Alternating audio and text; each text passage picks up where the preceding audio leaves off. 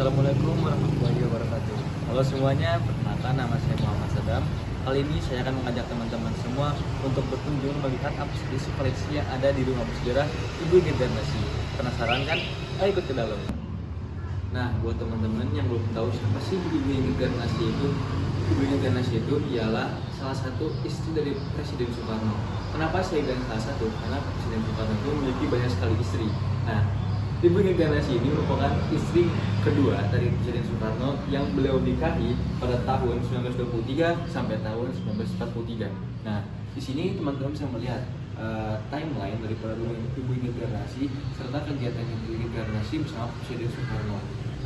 Nah, rumah ini dibangun pada tahun 49, di mana rumah ini menjadi tempat bagi Inggit Garnasy menghabiskan masa tuanya hingga wafat pada tahun 1984. Nah, lalu pada tahun 1997, rumah ini diserahterimakan kepada pemerintah Provinsi Jawa Barat untuk dijadikan sebagai salah satu cagar budaya dan museum di bawah pengelolaan Museum Negeri Sri Baduga, Bandung, Jawa Barat.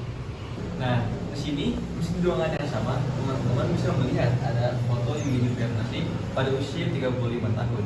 Nah, lalu di masih ruangan yang sama juga ada foto Ibu Inggit pada usia 70 tahun. Lalu di atas sana juga sama ada foto Ibu Inggit yang pada dalam bingkai figurnya cukup besar yang ditaruh di atas pintu menuju ke ruang utama. Lalu di sini ada foto Presiden Soekarno pada usia 20 tahun yang pada saat itu masih sangat muda yang menggunakan belangkon sebagai ciri khas.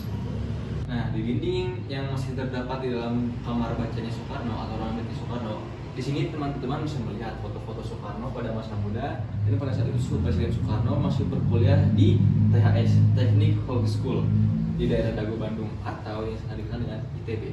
Nah, pada tahun 1921, Host Cokro Aminoto itu mengirimkan surat kepada Haji Sanusi bahwa menantunya itu Soekarno akan bersekolah atau berkuliah di Bandung.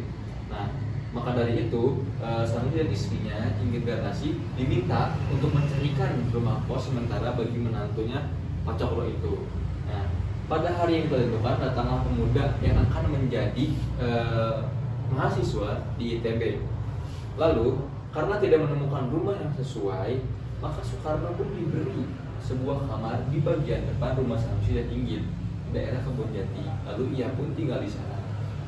Nah, lalu setelah itu Soekarno pun menikah dengan Ibu Inggit Garnasy. Nah, Ibu Inggit lah yang berjuang untuk bisa mengkuliahkan Soekarno dari awal hingga selesai Soekarno menjadi sarjana teknik di ITB. Namun, walaupun Soekarno itu lulusan ITB, tapi keinginan Soekarno, tekad Soekarno untuk menjadi seorang yang bisa membebaskan Indonesia dari penjajahan itu sangatlah besar ketimbang ia lulus dari ITB menjadi seorang arsitek. Nah, masih di ruangan yang sama, di sini teman-teman bisa melihat ada sebuah meja yang selalu menemani Soekarno dalam ruangan baca. Nah, meja ini dijadikan Soekarno untuk tempat berdiskusi, membaca buku-buku politik, serta membantu Soekarno untuk merumuskan apa sih langkah-langkah pergerakan yang bisa Soekarno lakukan bersama kawan-kawannya.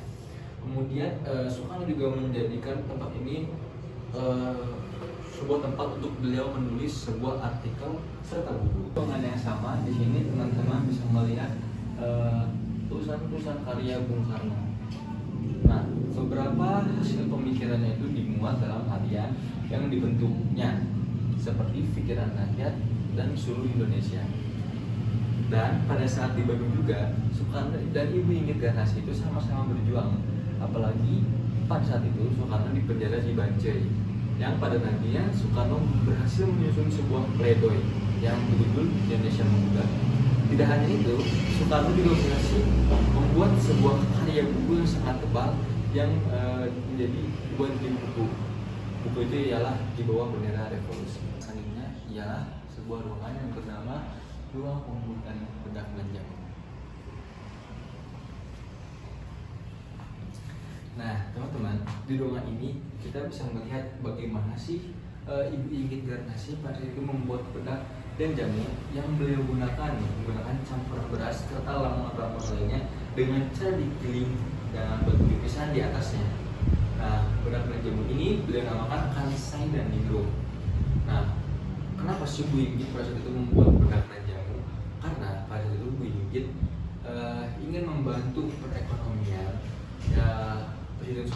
dan kesehariannya. Nah, beliau ini menjual pedang dan jamunya ke para pedagang ataupun ke para pengecer. Nah, di sini teman-teman bisa melihat bentuknya dari tempat untuk membuat bedak dan jamu yang dibuat oleh Ibu Inggit Garnasi. Nah, ruangan selanjutnya itu kamar tidur. Nah, teman-teman penasaran kan apa aja sih yang ada di kamar tidur? Ayo ikuti aku. Nah, dalam kamar tidur yang ada di rumah Ibu Inggit Garnasi ini terdapat banyak sekali foto-foto serta gambar yang menggambarkan nuansa seperti itu. Nah, di sini ada gambar dari Ibu Inggit Garnasi serta ribuan kehidupannya, di mana yang diterangkan Ibu Inggit Garnasi itu lahir pada tanggal 17 Februari tahun 1888 di Desa Kapasan, Banjaran, Kabupaten Bandung. Bu Inggit ini pada saat itu memiliki julukan yaitu Sri Inggit. Nama penyamaran pada Didi Garnasi ini kemudian manis didengar dan berubah namanya menjadi Inggit Garnasi. Lalu pada usia yang cukup belia yaitu 12 tahun, Ibu Inggit Garnasi itu dijodohkan dengan karesidenan priangan bernama Hatta Atmaja. Nah, ibu ini bersedia menikahi Nata karena ia mendengar isu-isu bahwa kekasihnya akan dijodohkan dengan wanita lain. Nah, pernikahan tersebut pun berlangsung tanpa adanya ikatan cinta antara keduanya, dan tak lama kemudian pernikahan itu pun kandas di tengah jalan. Nah, di sini teman-teman bisa melihat bagaimana ada foto Ibu Inggit Garnasi dengan sang dua serta kunjungan terakhir dari mantan suami Ibu Inggitnya yaitu Soekarno yang saat itu menjadi presiden pada tahun 60. Lalu di sini ada foto Ibu Inggit bersama foto pribadinya.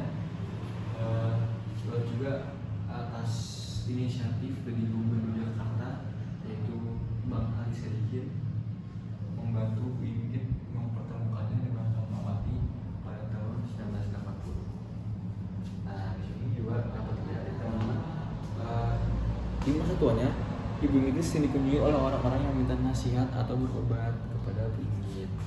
Nah, ini juga menjadi akhir hayat dari Bu Inggit. Ini dimana foto ketika Bu Inggit dimakamkan di Puari Caringin dan diantarkan oleh saudara-saudaranya, dan di foto juga terlihat istri Soekarno yaitu Ratna Selidowi. Nah, Inggit Garnasi meninggal 15 April tahun 84 di umur beliau yang 96. Ini sebenarnya pada tahun 61 Inggit Garnasi ini mendapatkan penghargaan Satya Lancana Perintis Pergerakan Kemerdekaan. Nah, beliau dapatkan penghargaan ini karena atas jasanya Bu Inggit dalam memperjuangkan kemerdekaan Indonesia. Lalu pada tahun 1997 Inggit Garnasi dianugerahi penghargaan Bintang Mahaputra Utama dari Presiden Soeharto. Nah, Najwami ini mewakili ibu angkatnya untuk menerima penghargaan tersebut. Nah, di sini teman-teman kita juga bisa melihat ya ada foto Ibu Inggit ketika di desa ada Pak Antono, Ibu Inggit yang terbaring rumah sakit di usia 95 tahun, serta di sini ada makam dari Ibu Inggit yang terletak di Caringin, Bandung.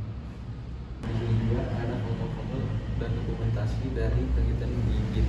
Nah, ini ada foto ketika Ratna Najwami, Ibu Inggit, Fatmawati, Nini Sadikin, dan Kartika bertemu bersama Gubernur Jakarta Bang Ali Sadikin. Nah, lalu di sini ada pertemuan terakhir Ibu Inggit dengan Fatmawati yang saat itu ditemani kedua anaknya Megawati dan Guntur. Lalu di sini Megawati Ibu Inggit Garnasi bersama Minoto dan Bung Asmoro, kerabat aktivis partai Partindo. Lalu di sini ketika Bu Inggit terbaring rumah sakit pada usia 95 tahun bersama orang-orang terdekatnya serta Ratna Najwami anak angkatnya.